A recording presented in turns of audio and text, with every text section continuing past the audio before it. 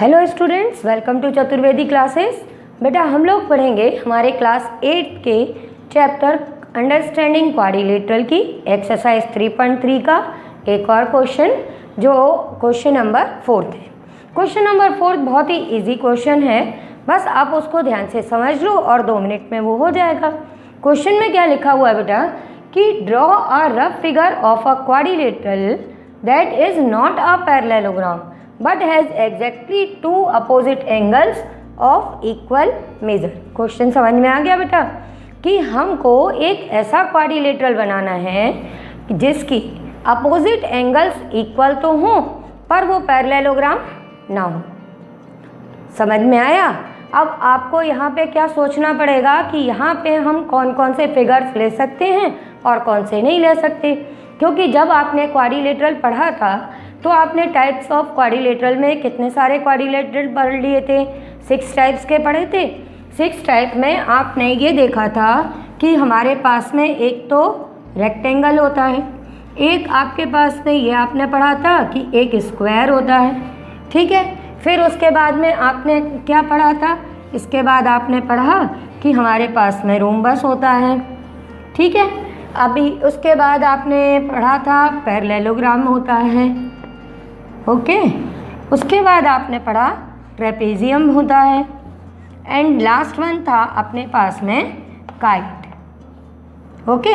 ये types of quadrilateral जब हमने पढ़े थे तब हमने ये चीज़ें पढ़ी थी कि ये हमारा क्या है, ये हमारा पैरेललोग्राम है,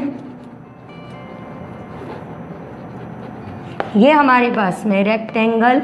मैं सबके नाम इसलिए लिख दे रही हूँ जिससे आप लोग भी एक बार समझ लो। ऐसा नहीं हो कि मैंने बता दिया कि इसका ये आंसर है और आप लोगों ने लिख लिया बट आप लोगों ने उस चीज़ को समझा ही नहीं। केवल आंसर कॉपी करना ये कहने के लिए ज़रूरी ये नहीं है कि आपको क्वेश्चन आ गया। आंसर कॉपी करना तो वो बेकार है बेटा। हर चीज़ को समझो, उसके बाद में उसको करो।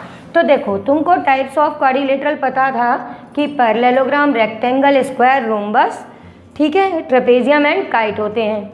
अब आपको वो फिगर्स ढूंढने थे जो पैरेललोग्राम नहीं हैं पर वो क्या हैं, उनके अपोजिट एंगल्स इक्वल हैं। तो आपने कहा पैरेललोग्राम नहीं है, तो आपने जल्दी जल्दी में अगर ऐसा सोच लिया कि इनमें से पैरेललोग्राम तो केवल एक ही होता है, तो ये नहीं होगा, इनमें से बाकियों में से कोई भी हो सकता है।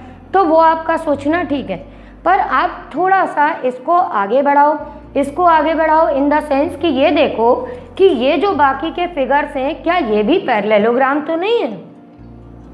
सोचना पड़ेगा ना बेटा कि ये सब पैरेललोग्राम है या नहीं है। क्यों? क्योंकि हमने देखा कि रेक्टेंगल में भी अपोजिट एंगल्स इक्वल होते हैं, है ना, स्क्वायर में भी अपोजिट एंगल्स इक्वल होते हैं, रोम्बस में भी अपोजिट एंगल्स इक्वल होते हैं।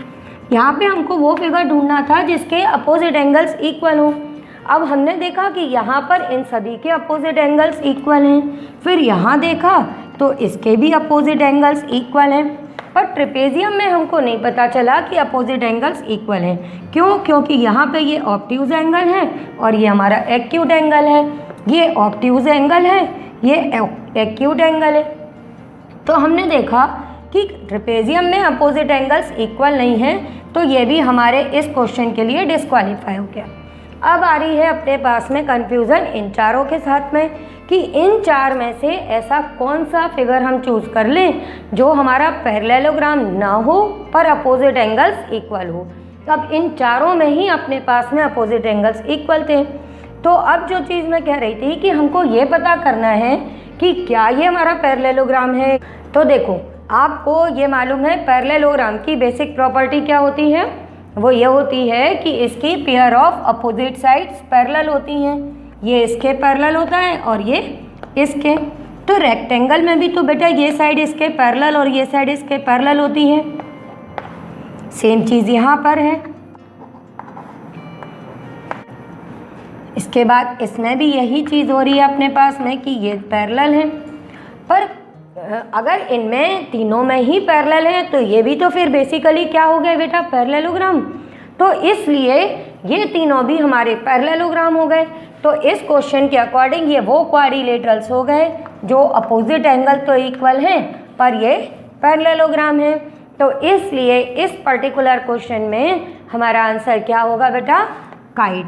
तो हम क्या ड्रॉ करके आएंगे, काइट। काइट हमारा ऐसा क्वाड्रिलेटरल होता है जिसकी एडजेसेंट साइड्स, मतलब ये साइड इस साइड के इक्वल होती है, ये साइड इस साइड के इक्वल होती है, और इनके अपोजिट एंगल्स जो हमसे बताए गए थे कि इक्वल होने चाहिए, इनके अपोजिट एंगल्स इक्वल होते हैं। तो समझ में आया बेटा।